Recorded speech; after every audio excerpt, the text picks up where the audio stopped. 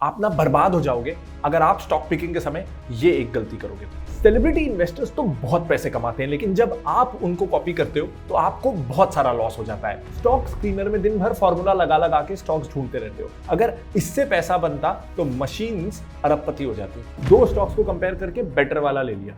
Better in comparison और better in isolation में बहुत फर्क होता है। Investment in the securities market is subject to market risks. Investors are advised to read all related documents carefully before investing. नमस्कार दोस्तों, मैं हूं प्रांजल। आप देख रहे हैं फिनोलॉजी। आज मैं आपको बताऊंगा 5 स्टॉक आइडियाज जनरेट करने के ऐसे तरीके जो जिंदगी भर आपकी स्टॉक पिकिंग जर्नी में आपको अच्छे स्टॉक्स पिक करने में हेल्प करेंगे। शुरू करते हैं। पहला, जब भी मार्केट या तो मंदी में चल रहा होता है या फ्लैट होता है ना, तो मैं फिनोलॉजी टिकर पे जाके 52 वीक लो स्टॉक्स की लिस्ट जरूर देख लेता हूं। इसमें ना जब मार्केट खास करके करेक्शन में हो तो कई बार ऐसे स्टॉक आइडियाज सामने आ जाते हैं, ऐसे नाम सामने आ जाते हैं जिन्हें या तो मैं भूल चुका रहता हूं, या वो मेरी वॉच लिस्ट में नहीं होते हैं, या बहुत सालों से ध्यान में नहीं आए होते हैं, और एकदम से मुझे रियलाइज होता है हाँ, this is worth a look. देखो, इसमें एक दो रिस्क हैं, लेकिन वो बताना बहुत जरूरी है। सबसे पहला, 52 वीक लो पे आने के बावजूद वो सस्ता है, इसकी कोई गारंटी नहीं है। पिछले एक साल में वो अपने लोएस्ट पे है, लेकिन फिर भी वो महंगा हो, ऐसा हो सकता है। दूसरा रिस्क, जस्ट बिकॉज वो 52 वीक के लोएस्ट प्राइस पे है तो ये बिल्कुल मतलब नहीं है कि वो और नहीं गिर सकता। कि साल भर के तो लो प्राइस पे आ गया, और कितना गिरेगा? वो कितना भी गिर सकता है। स्टॉक्स का बॉटम नहीं होता है, सीलिंग भी नहीं होती है, बॉटम भी नहीं होता है। तो जस्ट बिकॉज कोई 52 वीक लो में है और नहीं गिर सकता, ऐसा बिल्कुल नहीं है। तो it's not a sign of valuation. कोई 52 वीक लो पे है तो सस्ता है, ये हमें नहीं समझना है, ये रिस्की हो जाएगा।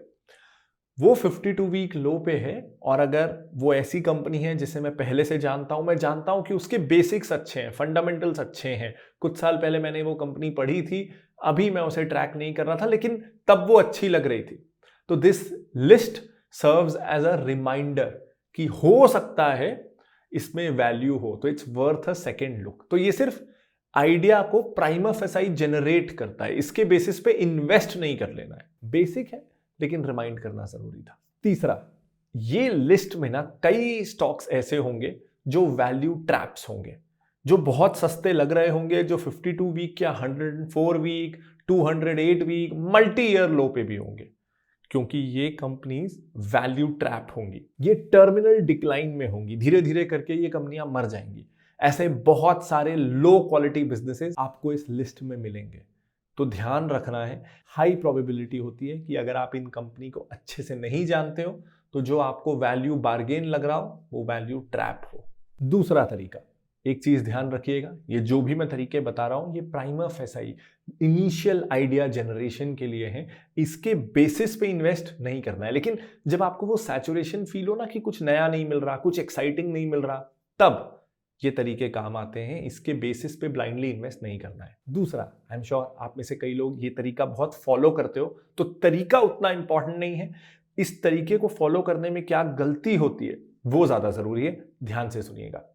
सेलिब्रिटी इन्वेस्टर्स या सुपर इन्वेस्टर्स को फॉलो करना, उन्हें कॉपी करना कि वो आजकल क्या कर रहा है। फिनोलॉजी टिकर में हमने इसके लिए एक सेक्शन भी दिया है, आप यहां पे जाके अपने फेवरेट इन्वेस्टर की पोर्टफोलियो को देख सकते हो। इसमें एक मेजर प्रॉब्लम है, ये जो पब्लिक डिस्क्लोजर आता है ना उनकी होल्डिंग्स का, ये सिर्फ तब आता है जब किसी कंपनी में उनकी होल्डिंग 1% से ज्यादा हो जाए। अब इसमें क्या प्रॉब्लम है? दो मेजर प्रॉब्लम्स है। देखो, अगर वो कोई माइक्रो कैप या नैनो कैप खरीद रहे हैं, मान लो कोई 100 करोड़ की कंपनी है, इसमें जैसे ही वो 1 करोड़ रुपए इन्वेस्ट करेंगे तो वो 1% होल्डिंग थ्रेशोल्ड को क्रॉस कर जाएंगे और उनका नाम उस कंपनी के शेयर होल्डर में एज अ डिस्क्लोजर आने लगेगा। लेकिन ये उनका लो कन्विक्शन बेट था, उन्होंने ऐसे ही लगा दिया। 10,000 करोड़ रुपए है उनकी नेटवर्थ, 1 करोड़ उन्होंने ऐसे ही किसी कंपनी में लगा दिया। ऑन द फ्लिप साइड, उन्होंने 1,000 करोड़ रुपए HUL में लगाए, हिंदुस्तान यूनिलीवर में। लेकिन HUL का मार्केट कैप कई लाख करोड़ रुपए है, तो 1,000 करोड़ के शेयर्स खरीदने के बावजूद वो HUL के 1% शेयर होल्डर नहीं है, इसलिए HUL की शेयर होल्डर्स लिस्ट में उनका नाम नहीं आएगा। वहीं उस नैनो कैप कंपनी में 1 करोड़ डालने पे उनका नाम आ गया। तो जब आप हमारी वेबसाइट से या किसी भी वेबसाइट से इन सुपर इन्वेस्टर्स या सेलिब्रिटी इन्वेस्टर्स के पोर्टफोलियो को ट्रैक करते हो तो ये पोर्टफोलियोज हाईली बायस्ड होती हैं small cap, micro cap, nano cap holdings को लेके। क्योंकि अगर किसी को बड़ी large cap blue chip companies में 1% होल्डिंग चाहिए तो 5,000 10,000 करोड़ रुपए डालने पड़ेंगे। उतने पैसे तो इन सेलिब्रिटी इन्वेस्टर्स के पास भी नहीं होते, या होते भी हैं तो वो एक कंपनी में डालने नहीं वाले। तो जब आप इन सेलिब्रिटी इन्वेस्टर्स की पोर्टफोलियो को फॉलो करने की कोशिश कर रहे हो, इन स्पिरिट फॉलो करना चाहते हो, अच्छी बात है। उनके स्टाइल से सीखना चाहते हो, उनकी फिलॉसफी से सीखना चाहते हो, अच्छी बात है। लेकिन उनके आइडियाज को हूबहू जब आप कॉपी कर रहे हो तो आप ये जान लेना कि हो सकता है आप जो अपनी 6 महीने साल भर की सैलरी उस माइक्रो कैप में डाल रहे हो वो उस सुपर इन्वेस्टर्स के लिए पॉकेट चेंज है, उसने ऐसे ही डाल दिया है अपनी नेटवर्थ का शायद 0.0001% और आप अपनी सेविंग्स का 20% उसमें डाल रहे हो।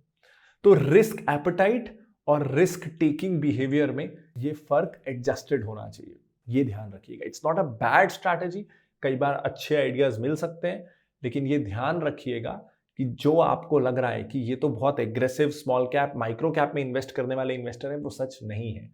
बड़ी होल्डिंग्स उनकी पब्लिकली दिखती नहीं है, छोटी होल्डिंग्स में थ्रेशोल्ड 1% का क्रॉस जल्दी होता है, इसलिए वो दिखती है। ये डिफरेंस को ध्यान रखिएगा। अब देखो, नो डाउट कि अगर आप अच्छे से स्टॉक्स पिक करोगे तो ये वेल्थ क्रिएशन में हेल्प करता है, लेकिन उसके साथ ही प्रोटेक्शन भी जरूरी है। जो वेल्थ आप क्रिएट कर रहे हो वो अनएक्सपेक्टेड इवेंट्स के कारण इरोड ना हो।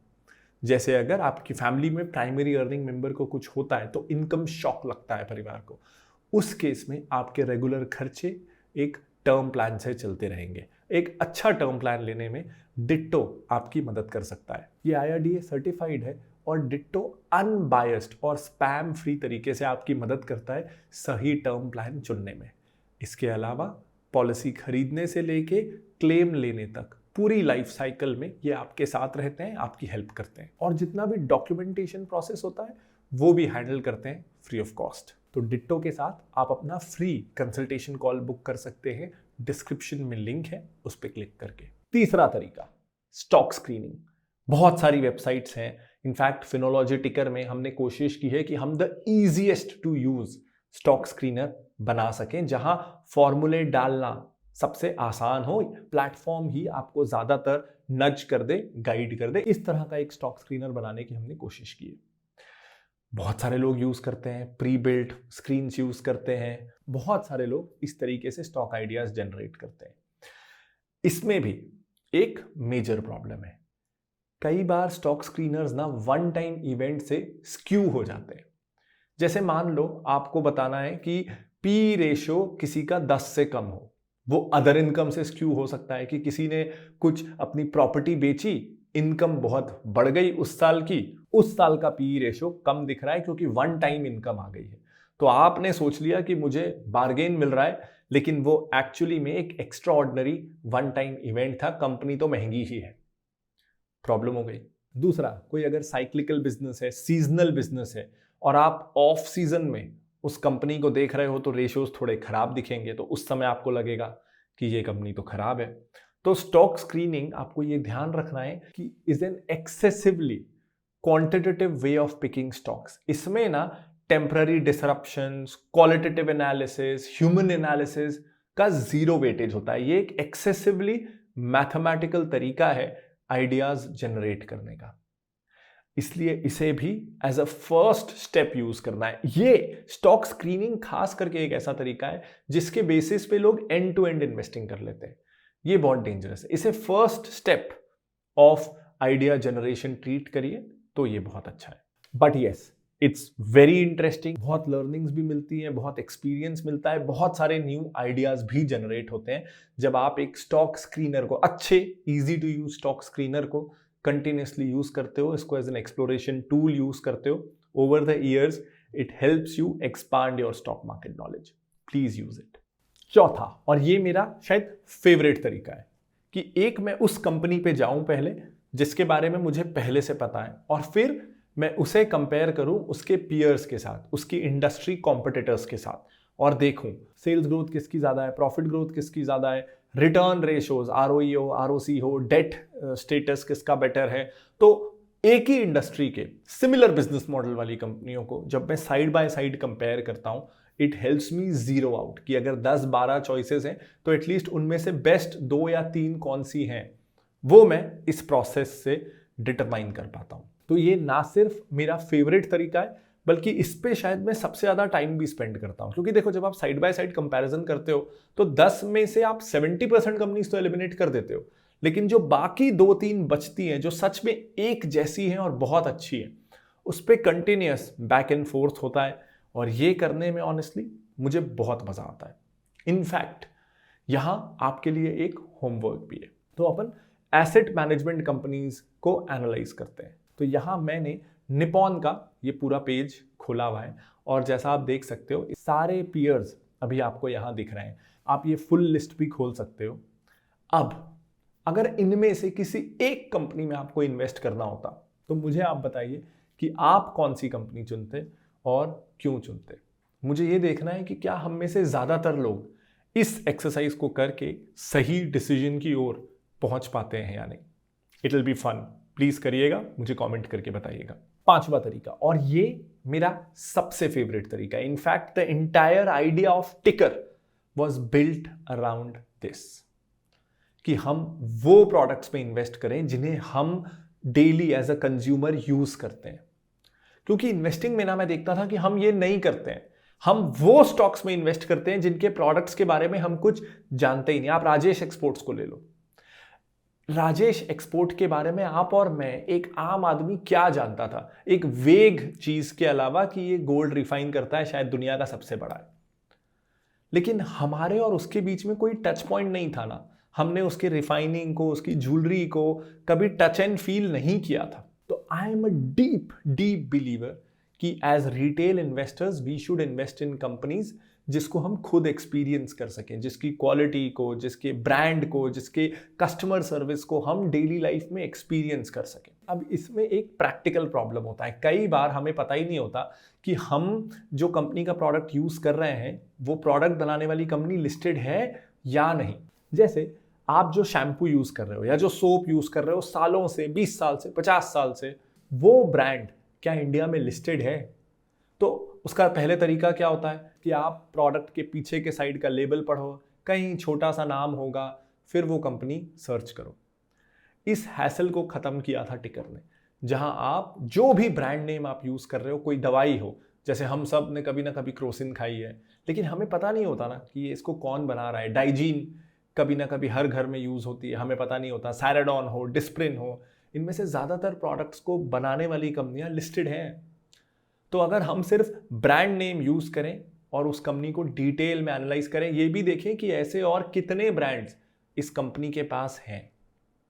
This is again a fun exercise, countless idea मुझे, मेरी टीम को कुछ इस तरह की एक्सरसाइज करके मिलते हैं। Invest in what you consume.